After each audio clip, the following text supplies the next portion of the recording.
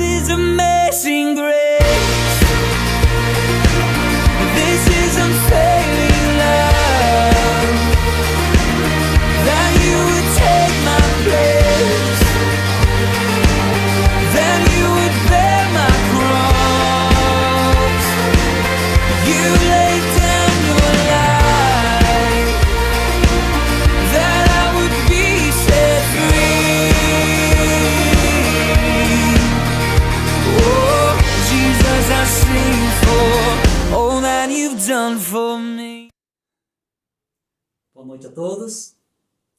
Mais uma vez, Deus nos permite adorar. Mais uma vez, temos a oportunidade de, em casa, ou onde você estiver, cultuar o nome bendito desse Senhor maravilhoso, cujo nome é Jesus Cristo. Que este culto seja um culto onde você possa buscar a Deus. Queria que você colocasse o teu coração diante do Senhor. Desde agora, do começo deste culto, enquanto nós estivermos cultuando ao Senhor, que o teu coração possa ser tocado. Nós temos muitos pedidos para fazer, para compartilhar, muitos motivos de gratidão também, e nós teremos um tempo para isso. Mas eu queria que neste culto você pudesse abrir o seu coração. Você já logo no início deste culto pudesse falar para Deus: Senhor, fale ao meu coração. Que o teu coração já esteja preparado. Que os teus olhos, os teus ouvidos já estejam concentrados em Jesus. Para ouvir o que Ele tem para te dizer. E para falar a Ele o que está no teu coração. Mas sobretudo também para louvar ao Senhor enquanto o adoramos. Eu quero orar neste momento e consagrar este culto ao Senhor para que você e eu sejamos adoradores e o Senhor nosso Deus seja adorado. Vamos orar. Deus, muito obrigado por esta semana até aqui. Muito obrigado por cada dia que o Senhor tem cuidado de nós. Muito obrigado, Senhor, pelas provisões. Muito obrigado, Senhor, pelo sustento. Muito obrigado, Senhor, pelos livramentos. Muito obrigado, Senhor, pelo cuidado do Senhor. Aonde estivemos, acordado ou dormindo, o Senhor cuidou de nós. Deus, nós queremos oferecer a Ti o nosso culto hoje à noite. Queremos Te buscar em oração. Queremos Te adorar. Queremos cantar louvores ao Teu nome. Queremos Te bendizer e reconhecer, ó Deus, que precisamos muito do Senhor. Reconhecemos quem somos, ó Deus, reconhecemos a nossa pequenez, reconhecemos a nossa fraqueza, reconhecemos nossos pecados e queremos, ó Deus, diante do Senhor, nos arrepender, pedir o Teu perdão, buscar o Teu perdão, para que, ó Deus, a partir deste momento, possamos estar em plena comunhão com o Senhor e que, ó Deus, enquanto o Senhor falar aos nossos corações, que realmente possamos permitir que o Senhor também transforme as nossas vidas. Ó Deus, é um tempo de refletirmos a Tua palavra, que ela possa alcançar os nossos corações em nome de Jesus, e que a nossa adoração alcance o Teu coração também, para a Tua honra, para a Tua glória, porque é no nome de Jesus, aquele que morreu por nós, que nós oramos e oferecemos a Ti este culto. Amém. Quero te convidar a cantar este hino conosco.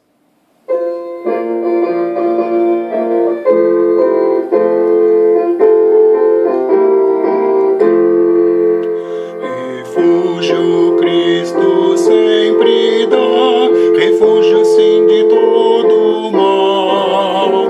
Quem nele crer escapará de tudo quanto é infernal. Sim, Cristo é nosso abrigo no temporal, no temporal, no temporal. Sim, Cristo é nosso abrigo no temporal e guarda-nos de todo mal. Embora ruja o temporal, eu sei que não me alcançará. Seguro estou no vendaval, abrigo meu Jesus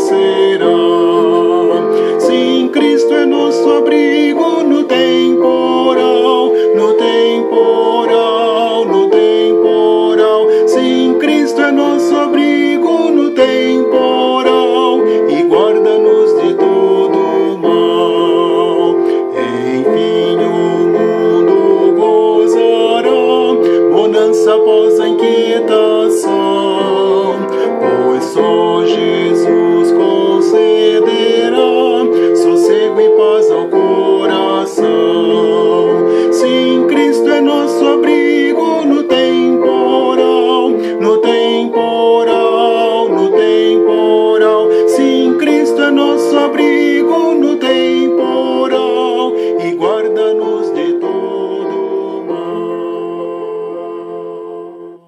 Agora vamos orar pela nossa nação, principalmente pelo nosso país, pela nossa igreja, né?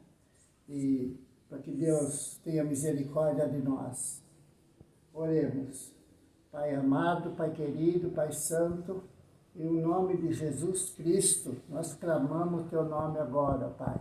Deus poderoso, Deus amado, nós te pedimos, ó Deus, que Tu esteja, Senhor Deus, abençoando, Pai, em primeiro lugar o nosso presidente, Pai, que esteja, Senhor Deus, orientando, Pai, todo o trabalho dele, Senhor Deus, para que ele possa, Senhor Deus, levar até o final, Pai, esse trabalho, Pai. Abençoa, Senhor Deus, a nossa igreja, Pai. Continua nos abençoando, Pai. Abençoa nossos pastores, Deus. Que o Senhor possa estar, Senhor Deus, olhando por ele, pela família dele, e que o Senhor esteja, Senhor Deus, sempre no controle da vida dele, Pai, dando sabedoria e entendimento, Pai, para que ele possa, Senhor, levar avante o trabalho que o Senhor entregou na mão dele, Pai. Em nome de Jesus, eu te peço e agradeço. Amém. Queria convidar você a abrir sua Bíblia comigo, se você estiver perto de você, em Apocalipse. Nós vamos ler o capítulo 3, o verso 8. Mas antes de ler o verso, o livro de Apocalipse é um livro estudado por alguns, compreendido por poucos, com várias interpretações, dependendo da visão escatológica de cada um, mas, sobretudo, é um livro de revelação de Deus, do projeto de Deus. É um livro rico em aprendizado daquilo que nos reporta para a eternidade. É um livro de grandes aplicações para a nossa vida espiritual, para a nossa vida e nossa comunhão com Deus. E como você sabe, Apocalipse é uma palavra grega que significa revelação. E já logo quando você abre o livro de Apocalipse na sua Bíblia, a primeira palavra é revelação de Jesus Cristo. Neste livro nós temos uma das principais revelações desse Jesus glorioso, majestoso, que é o nosso Salvador. Quando, a partir do verso 5, traz algumas das revelações daquilo que João viu, você vai ver algo, no mínimo, extraordinário, glorioso, nessa glória que transcende a nossa compreensão de glória. Tanto assim que quando João ele vê essa existência de Jesus em glória, essa essência de um Deus glorioso, logo em seguida você vai ver no próprio verso 17 do capítulo 1 que ele vai dizer: assim que o admirei, caí a seus pés como se estivesse morto. A glória da essência de Jesus coloca João nessa condição. Então em Apocalipse você vai ter isso, uma apresentação de Jesus e este glorioso. Você vai ter uma apresentação, a revelação de uma série de eventos apocalípticos, né, que haveriam de acontecer. Isso você já começa no capítulo 4, verso 1, essas revelações do que estão por acontecer, das coisas que estão por acontecer, daquilo que já está revelado. E daí em diante você chega no capítulo 20, onde muda o assunto, você já vai ver um grande trono branco, o cenário do grande julgamento final, um cenário também tenebroso, mas onde o julgamento final está descrito. E já logo no final do livro, né, os capítulos 21, capítulo 22, você vai ter também uma revelação da gloriosa cidade celestial, a Nova Jerusalém, do glorioso encontro entre a igreja com seu Senhor, com seu Salvador. Então tudo o que se revela em Apocalipse, daquilo que é a existência de Deus e a glória da morada de Deus, isso tudo nos leva a uma compreensão de que vai além daquilo que eu consigo conceber na minha mente, no sentido da glória do que Deus é e do que Deus tem feito. Mas capítulos 2 e o capítulo 3, ele traz uma mensagem, uma revelação, que são 7 cartas às 7 igrejas em 7 cidades da Ásia Menor. E é claro que quando nós falamos nessas igrejas, nessas 7 igrejas, nós não estamos falando necessariamente em templos. Não é como você vai visitar, né, a Ásia Menor, ou você vai visitar algum outro país, ou mesmo o nosso país, que você, no seu turismo, vai conhecer templos, né, e a história daqueles templos. Como temos vários templos aí que nós sabemos, né, que lá estão contidas muitas referências a grandes homens de Deus. Mas nós não estamos falando dessa igreja física, de templo. Quando a carta é escrita a estas igrejas na Ásia Menor, que leva o nome da cidade onde elas estavam, nós estamos falando de uma igreja espiritual, de uma igreja composta de pessoas salvas pelo Senhor Jesus, e então levam o nome da cidade.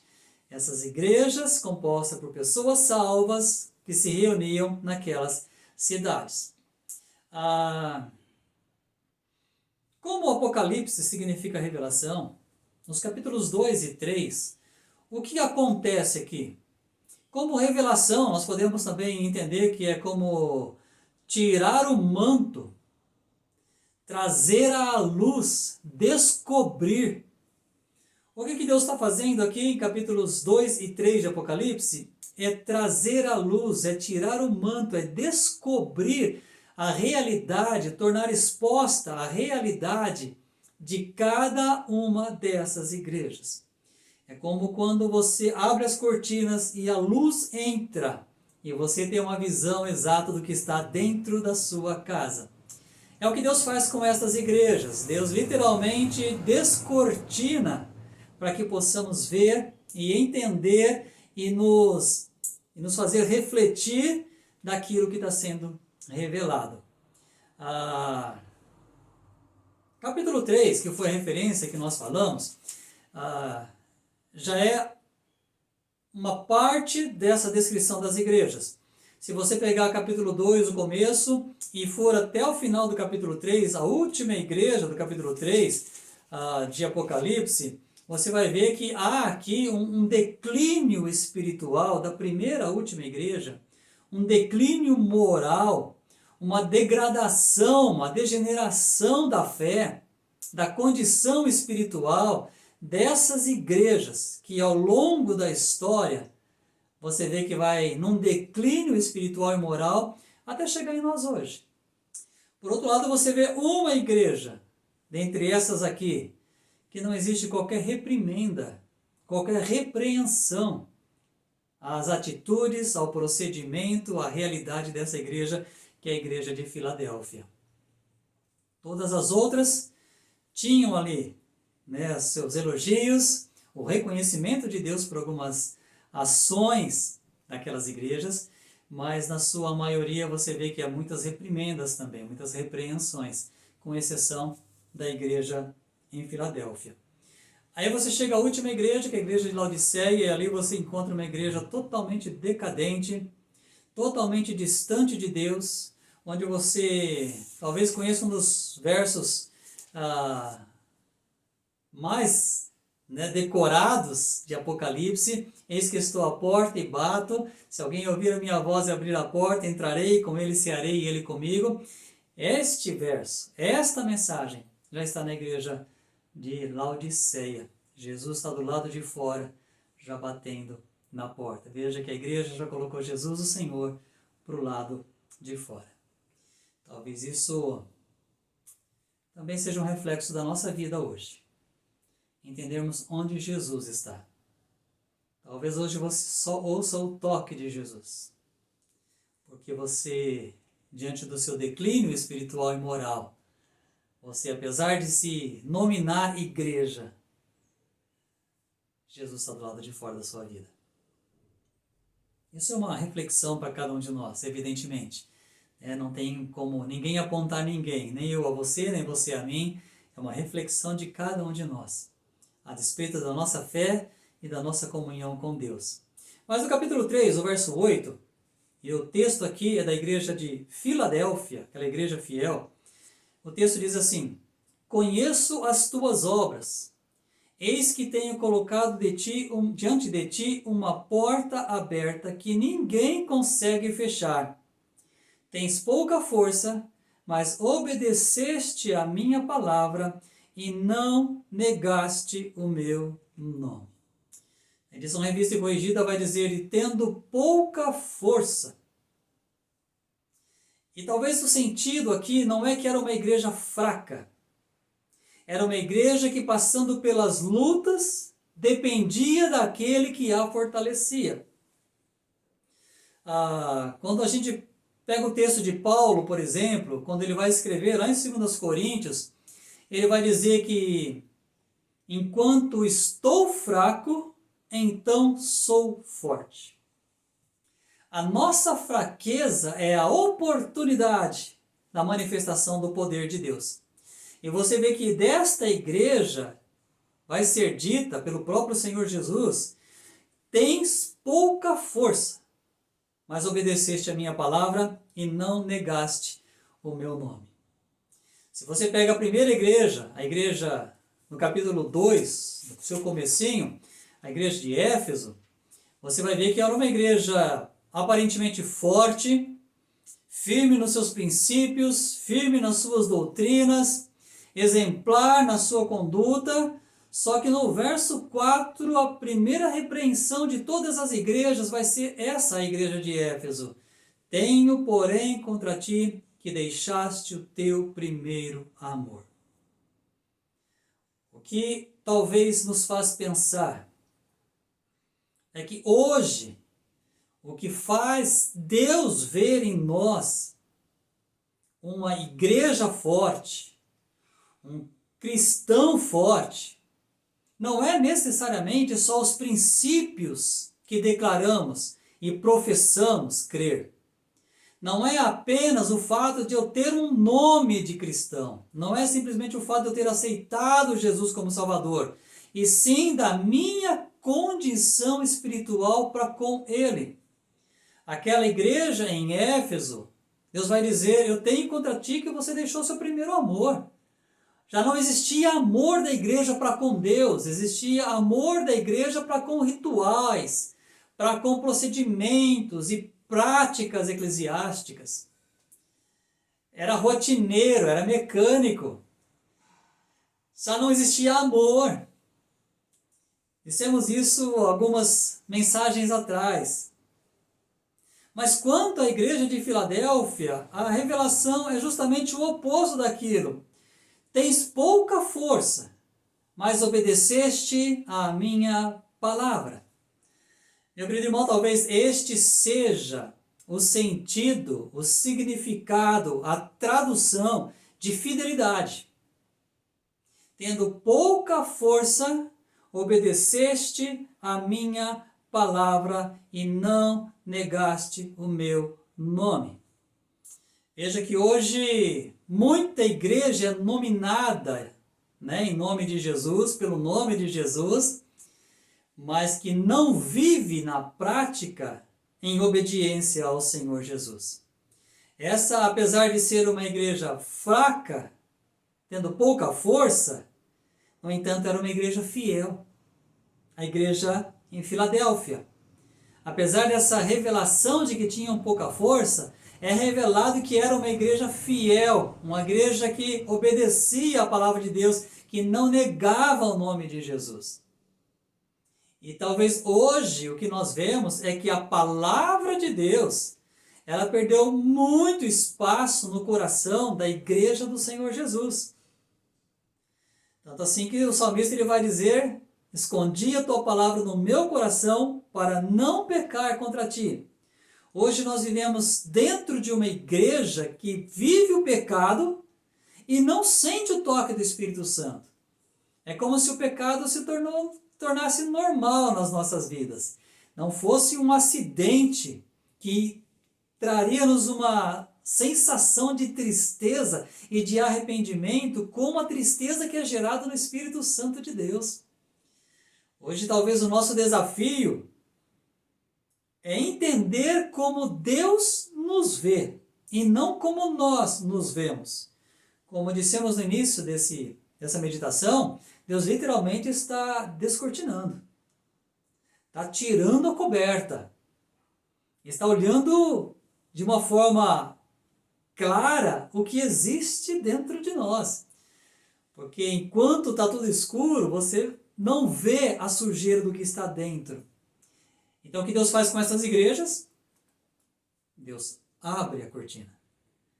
Deus traz à luz.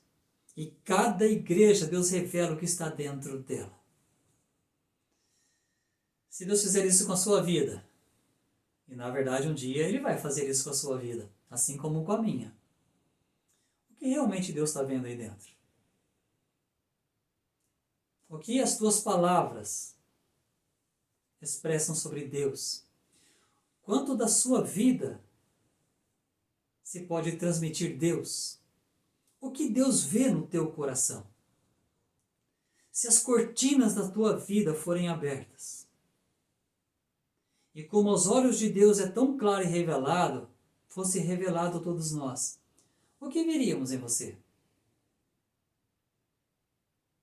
Esta igreja era uma igreja que não desobedecia à palavra de Deus, não abandonava a palavra de Deus, não negava o nome de Jesus em meio a pecados, em meio a práticas pecaminosas, em meio a ações que envergonham, que em nada se identificam com Jesus e sua palavra. Essa igreja em Filadélfia era uma igreja que a palavra de Deus era a essência, era o princípio, era a luz que iluminava o caminho deles, como no Salmo 119. Lâmpada para os meus pés é a tua palavra e luz para o meu caminho. Os teus caminhos, os teus passos são dados à luz da palavra de Deus? Porque a hora que descortinar, o que será revelado no teu coração? Que você sabe, e Deus também. A igreja de Éfeso, era uma igreja intitulada cristã, fiel a muitos princípios, mas sem amor por Deus e para a sua obra. Tantas coisas eram suficientes para tirar o amor daquela igreja. E tirou. E talvez na sua vida e na minha vida, essa também seja a realidade. Esse declínio espiritual que todos nós entramos. Como já também Paulo vai dizer, que nos últimos dias muitos se apostatariam da fé, abandonariam a fé, se desviariam da fé. Isso é o que estamos vendo. E eu quero crer, meu querido, que ainda que seja a tua realidade neste momento, Deus terá misericórdia de você e te trará de novo ao primeiro amor. Mas isso tudo depende de você também. Da sua disposição em voltar para a palavra de Deus. Em obedecer à palavra de Deus e não ao teu coração. Há uma igreja que era fiel, como a igreja de Filadélfia, em Filadélfia, que é a igreja modelo destas 7 igrejas aqui, é a igreja modelo. Mas é dito dela que ela tinha pouca força. No entanto, com a pouca força, ela obedecia à palavra de Deus e ela não negava o nome do Senhor Jesus. E para esta igreja é dito que Deus abriu uma porta que ninguém podia fechar. Aí eu te pergunto por quais portas você tem entrado? Aquelas que Deus tem aberto ou aquelas que o mundo tem aberto, que o inimigo tem aberto ou que o teu próprio coração tem aberto para que entre a escuridão? Por qual porta você tem entrado? Eu quero te dizer que para você e para mim hoje, a mesma porta que foi aberta para essa igreja em Filadélfia está sendo aberta para você e para mim. Meu querido, ainda que as nossas forças sejam poucas, ainda que tenhamos dificuldade na nossa fidelidade, Digo isso em qualquer âmbito da nossa vida, porque às vezes entendemos que estamos sendo fiéis em algumas áreas da nossa vida, em alguma administração da nossa vida, mas isso não nos faz mudar. Entendemos que estamos sendo infiéis, mas não conseguimos mudar. E então o que Paulo diz faz muito sentido. Quando estou fraco, então sou forte. É na tua fraqueza que você precisa depender de Deus. Independente de qual seja a tua fraqueza, se é na sua vida pessoal, emocional, espiritual, profissional, na sua administração financeira, independente de qual for a sua fraqueza, dependa de Deus. Seja fiel à palavra de Deus. Obedeça. Não negue o nome de Jesus por qualquer coisa, independente de qual seja. Não negue, se for por prazer, se for por momentos, não negue o nome de Jesus. Porque há uma porta aberta que ninguém pode fechar. Basta você entrar e caminhará na luz do Senhor Jesus. Que a palavra de Deus alcance o teu coração. Que esta palavra traga a você a mesma oportunidade de reflexão que trouxe a mim. Lembre-se, nada justifica o teu pecado aos olhos de Deus. Nada justifica. Não há como justificar pecado. Pecado ele não é justificável, ele é perdoado. Para ser perdoado você precisa se arrepender. Por isso que lá em Apocalipse, no capítulo 2, quando aquela carta é escrita a Éfeso, a palavra que vem depois de deixar, da revelação de que eles tinham deixado o primeiro amor é: recorda-te, pois, de onde caíste, arrepende-te e volta à prática das primeiras obras. Porquanto, se não te arrependeres, em breve virei contra ti e te tirarei o teu candelabro do seu lugar. A oportunidade de Deus não é de justificar, é de se arrepender. O pecado não se justifica, o pecado se perdoa. O perdão ele vem mediante o arrependimento e a confissão. Hoje vivemos diante de uma igreja que se acha forte, mas que não tem amor por Deus. Ama qualquer outra coisa e muitas outras coisas mais do que a Deus, pecando já no primeiro grande mandamento, como disse o Senhor Jesus, de amar a Deus sobre todas as coisas. Então, meu querido irmão, é um tempo de reflexão, é uma oportunidade para você olhar para o teu coração. Permita que a luz do Espírito Santo brilhe lá dentro e você possa contemplar os teus pecados, sentir os teus pecados, se arrepender dos teus pecados e voltar-se para Jesus, porque você certamente encontrará uma porta aberta para perdão, para restauração e para comunhão plena com o Senhor Jesus. Que ainda que nas suas fraquezas você reconheça a tua condição, entenda que na sua fidelidade Deus te dará forças. Que o Senhor te abençoe, te ajude a refletir e abençoe o teu coração, para que o teu coração seja dele, em nome de Jesus. Nós vamos cantar o hino do cantor cristão, intitulado Avivamento. É um hino de reflexão, é um hino de compromisso. Aviva-nos, Senhor. É uma oração. Eu queria te convidar a cantar este hino, em forma de oração.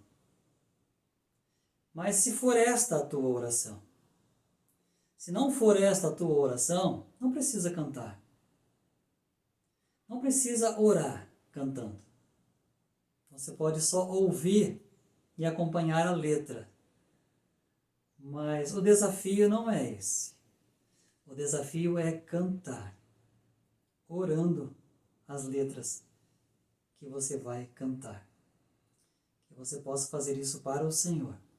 Não é para mim, não é para ninguém da tua família, isso é para o Senhor. Então, cante conosco este hino, se esta for verdadeiramente a tua oração.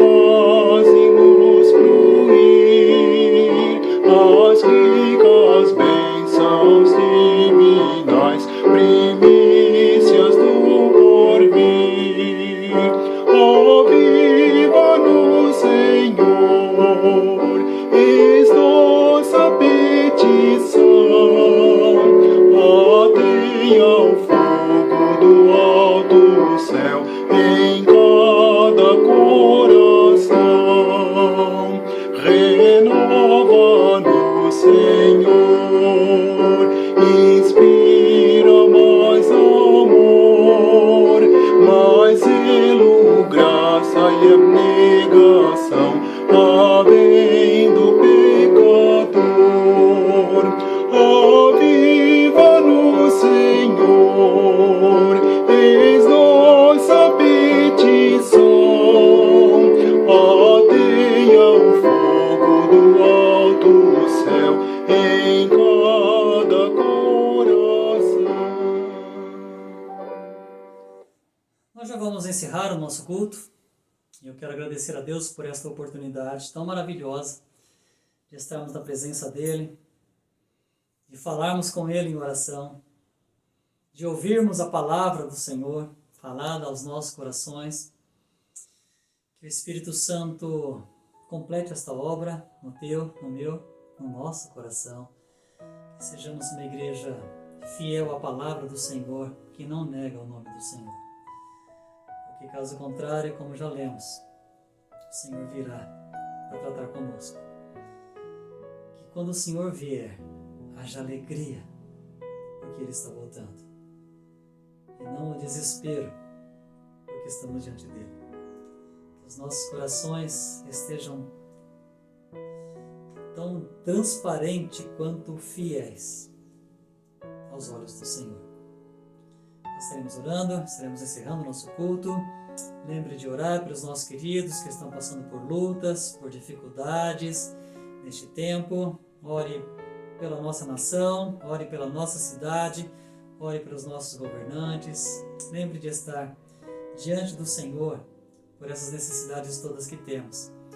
Mas também não deixe de estar, primeiramente, diante do Senhor pelo prazer de estar com Ele, pelo prazer de ouvir a sua voz, pelo prazer de orar a esse Deus que ouve, pelo prazer de cantar louvores e adorar esse Deus tão glorioso.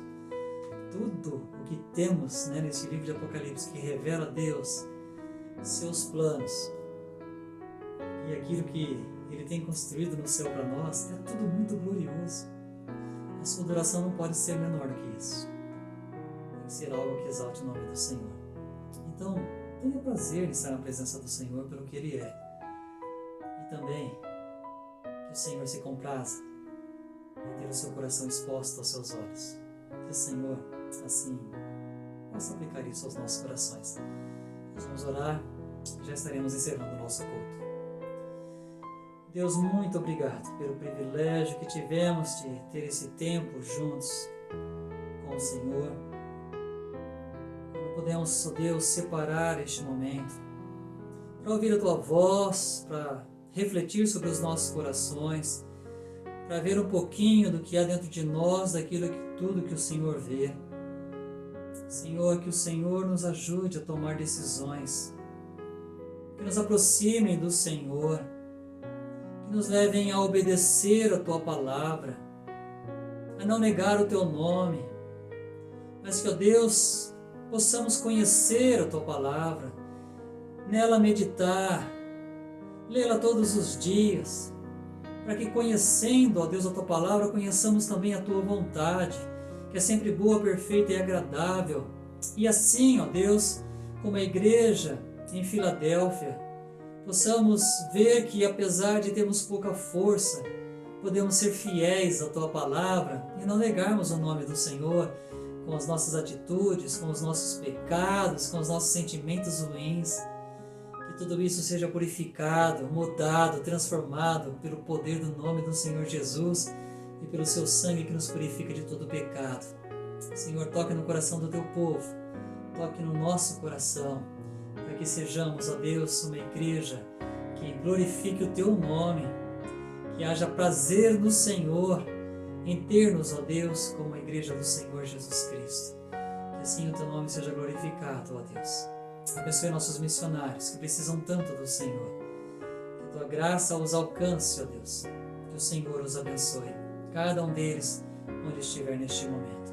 Abençoe nossas famílias, ó Deus. Abençoe o Teu povo. Abençoe nossos filhos, livre-os, ó Deus, deste mundo mau e perverso. Que eles não sejam, ó Deus, atraídos de forma a abandonar o Senhor, a desonrar ao Senhor, a entristecer ao Senhor. Que nem eles, ó Deus, nossos filhos, nem nós mesmos possamos cair nas ciladas do inimigo. Que possamos sim estar refugiados à sombra do Altíssimo. Que a tua graça, ó Deus, portanto, nos alcance. E que debaixo do teu amor possamos amar o Senhor mais do que todas as coisas. E que o teu Santo Espírito seja aquele que nos conduza sempre dentro da tua vontade. É a nossa oração, no bendito nome de Jesus, o nosso Salvador glorioso. Amém. Que o Senhor nos abençoe. This is amazing grace.